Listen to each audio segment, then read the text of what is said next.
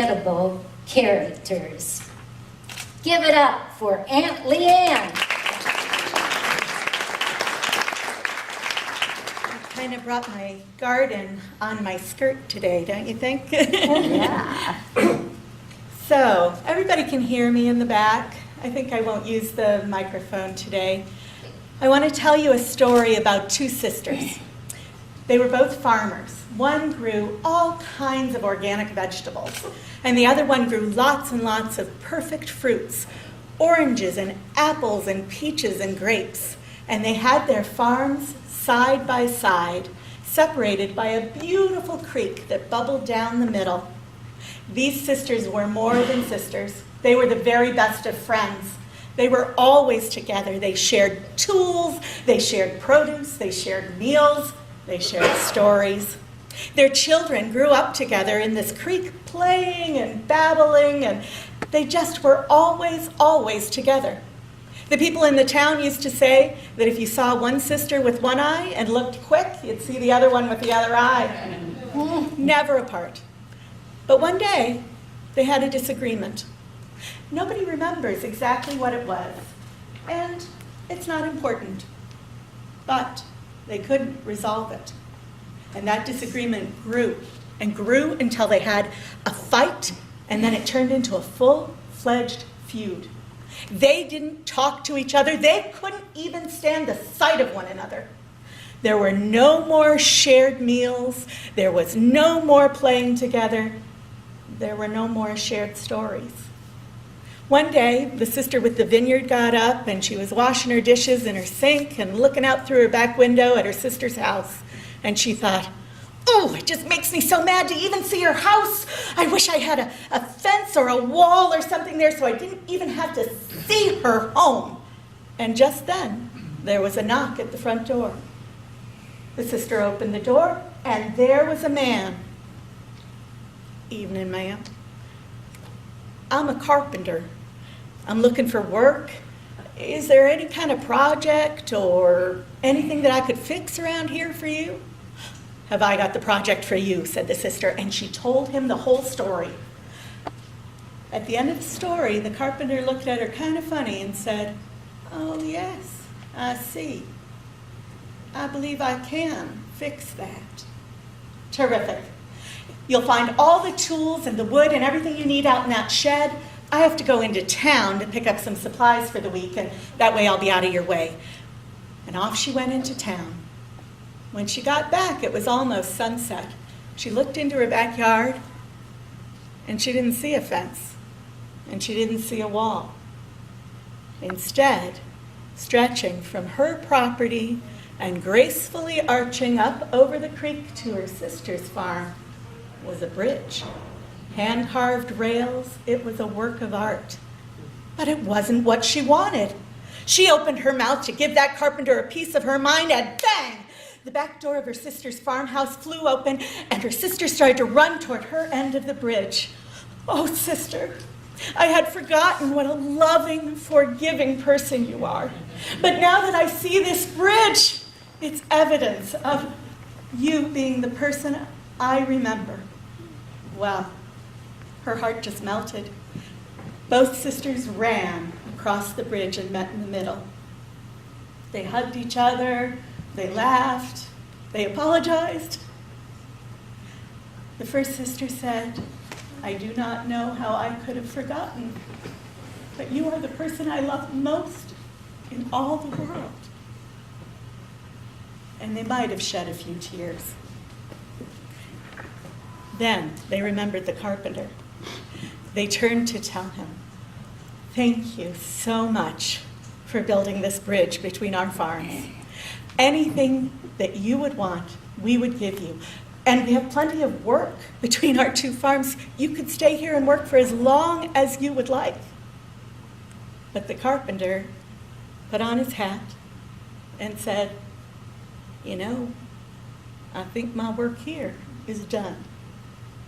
And he moseyed off down the road. And that is the story of the sister farmers.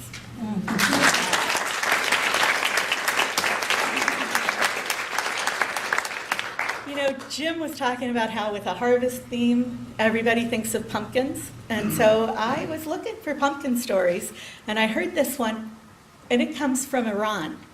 Now, is Iran the first place that you think of when you think of pumpkins? It wasn't for me either. I couldn't believe it. But there was this old woman who lived at the foot of a mountain with her big, fluffy, white dog. There are lots of stories about this dog, but this isn't one of them. Now, he would cause all kinds of trouble for her if she took him traveling. And she was going to go traveling, so she had to leave him at home. He was good for about a week on his own before he would cause trouble for the house. So she got her things together quickly and started up over the mountain to go visit her granddaughter. She was having such a good time thinking about her granddaughter. Her granddaughter was a very good cook. And she got almost to the top of the mountain when, roar! Out from behind a rock came a huge mountain lion. I am gonna eat you, old woman, said the lion. Well, she was frightened to death, but she thought quickly and she said, you don't want to eat me now. I'm much too skinny now. But I'm going to be going to my granddaughter's house, and she's going to feed me, and I'll get nice and fat and juicy, and you can eat me then. Well, this is the only path over the mountain, and you are kind of stringy. I think I could wait, said the lion, but not too long. Well, the woman was so glad to get out of there, she just dashed down the mountain. She got to her granddaughter's house, and her granddaughter fed her until she did get nice and fat. And then she started to worry. And she was so worried, her granddaughter said, Grandma, what's the matter? So she told her about this mountain lion that was waiting to eat her. They put their heads together, and the granddaughter smiled. Grandma, in my garden, I have the biggest pumpkin that you have ever seen. It's big enough for you to climb inside. We'll put you inside and I'll roll you back up over the mountain, and the mountain lion will never recognize you. Well, the grandma thought that was very clever, and so she climbed in. The granddaughter gave her a big push and she rolled all the way up the mountain. It was a little hard to keep going, but she found that if she sang a little bit, the pumpkin continued to roll. The song she sang, I think you might know. If you do, join in. Rolling home,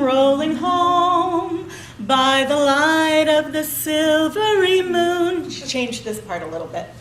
Happy is the day when the pumpkin gets away, as I go rolling, rolling home. See if you can sing with me. Rolling home, by the light of the silvery moon. Bam! She ran right into the mountain lion. Hey, you better watch it, you pumpkin. Well, the old lady quickly disguised her voice and said, yes, I'm just a little singing pumpkin rolling home. And then Mountain Lion said, have you seen a little old woman on this path? Oh no, I haven't seen anybody. Could you give me a push so I could continue rolling? Well, the mountain lion was the king of the beasts, and he did not like being ordered around by a vegetable. So he picked that pumpkin up over his head and smashed it to smithereens. Well, the old woman flew out of there, and she was covered with pumpkin strings in her hair and pumpkin flesh over every inch of her clothing, and she was madder than a wet hen. Oh, how dare you, lion! How dare you break my pumpkin! She had little pumpkin seeds covering up her teeth. She was a sight to behold, and the lion started to cry and scream and run away, saying, oh no, the pumpkin demon is after me. As soon as he was out of sight, the old woman picked up all the little pieces of the pumpkin and brought them back to her house with her fluffy white dog. And when her granddaughter came to visit the next time, they had a nice pumpkin stew and a good laugh about how the awful pumpkin demon scared the mountain lion. So far, aren't you?